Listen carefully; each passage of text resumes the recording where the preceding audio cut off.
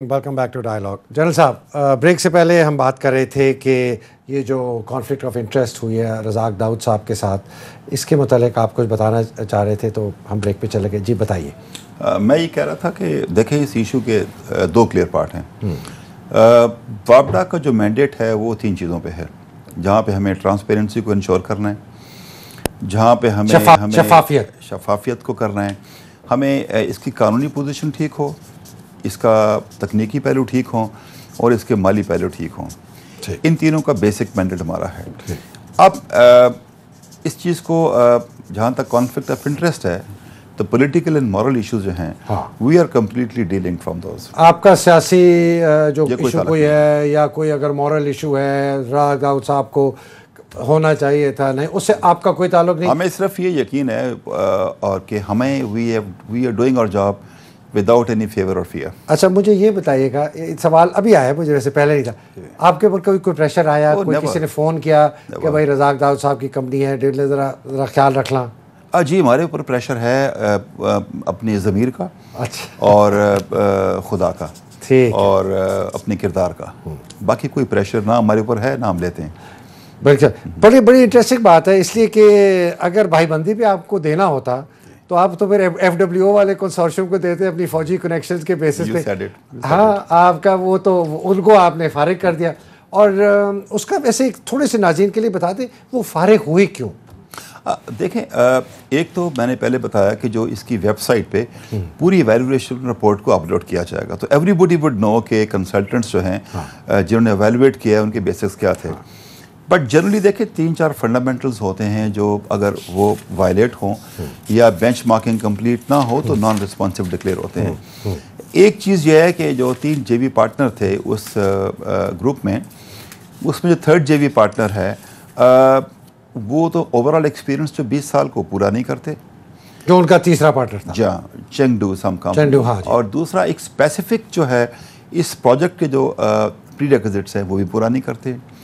तीसरा जो technical grounds के ऊपर कोई इंस्टॉलेशन है, ट्रांसमिशंस के एक्सपीरियंसेस हैं और एबिलिटीज़ हैं, प्रॉब्ली दे वो fall short on to that one. तो वो सारी चीज़ें वेबसाइट पे अवेलेबल होंगी लोगों के देखने के लिए, और अगर कोई आपको कोर्ट ऑफ लॉ में लेके जाना चाहे तो वो he is free to do that. बड़ी खुशी होगी हमें यस्टरडे ले जाएं। हाँ, और ये बताइएगा कि 70% उस जॉइंट वेंचर में FWO का 65% और ये 300 बिलियन का है, तो समझे कि तकरीबन 180 बिलियन 200 बिलियन का उनको बताना था कि हमने इतना बड़ा काम कर चुके हैं। लेकिन आपने अपनी प्रेस कॉन्फ्रेंस में आपने कहा कि उनका ज़्यादा से ज़्यादा काम उन्होंने 10 बिलियन रुपए का किया हुआ है गोमल जैम में, तो इसलिए वो वैसे ही टेक्निकली वो इसमें नहीं आते। या एक्सपीरियंस में डिसएडवांटेज उनको इसमें भी है। हाँ, कि उनका पिछला एक्सपीरियंस जो है वो शायद सिर्फ 10 बिलियन के काम, लेकिन कोई टेक्निकल इश्यूज भी थे। नहीं, टेक्निकली मैनेजमेंट के होते हैं, एक्सपर्ट्स के होते हैं, एक्सपीरियंस का होता है। FWO is a good company but probably they fail short, उनका एक्सपीरियंस जो कितने बड़े मैग्नीट्यूड इन स्केल के प्रोजेक्ट को हैंडल करने का है। चल साहब, ये एक डेस्कॉन के मुतालिक एक मैं पढ़ रहा था जब इस प्रोग्राम के लिए। डेस्कॉन की एक तो बहुत बड़ी कंपनी है, 15,000 लोग एम्प्लॉय करते हैं, इंटरनेशनली इन्होंने काम किया है, पाकिस्तान में इन्होंने बहुत काम किया है। ये प्रोजेक्ट अगर ये कर लेते हैं सक्सेसफुली, मैं ऐसे आपसे पूछता हूँ, गोइंग फॉरवर्ड ये इंडिपेंडेंटली इतने बड़े प्रोजेक्ट कर सकेंगी? देखें, मुल्क से बाहर भी। जी, मैं समझता हूँ कि डेस्कॉन के प्रोजेक्ट 6-7 मुल्कों में चल रहे हैं, लेकिन इतना बड़ा प्रोजेक्ट शायद करना नियर फ्यूचर में इनके लिए मुमकिन ना हो। अच्छा, अब हम इस पे जो हमारी स्ट्रेटजीज़ हैं उसमें पाकिस्तान की कैपेसिटी बिल्डिंग भी एक बुनियादी आंसर है। हम लोग दोनों फील्ड्स में लाइक कंसल्टेंट्स हैं। 70 साल से पाकिस्तान में कंसल्टेंसी जो है वो फॉरेन कंपनीज करती हैं। अभी आपके भी कंसल्टेंट नेस्पाक सिर्फ लोकल था? जी नहीं, इसमें जो हम ये कर रहे हैं कि दियामिर भाषा में और मोहम्मद में, इसमें 40% कंसल्टेंट्स पाकिस्तानी होंगे, और नॉट ओनली कि 40% होंगे, they will have the control and they will play the lead role. अब वो 60% जो कंसल्टेंट्स हैं वो बाहर से हायर करेंगे। अच्छा। जो भी उनकी एक्सपर्टीज है जो उनको चाहिए वो उनसे हायर करेंगे। ये वो कंसल्टेंट इसमें कमोस बेस ये होगा कि मोहम्मद अलोन में कमो बेश 350 लोकल इंजीनियर्स ट्रेन होंगे। अच्छा। और जामिर बादशाह में कमो बेश 800 इंजीनियर होंगे। अच्छा। और जहाँ पे लोकल लोग जो काम करेंगे, मोहम्मद में 6 से 7 हज़ार लोग काम करेंगे, और इसी तरीके से भाषा में कम से कम जो है वो 15 से 16 हज़ार लोग काम करेंगे।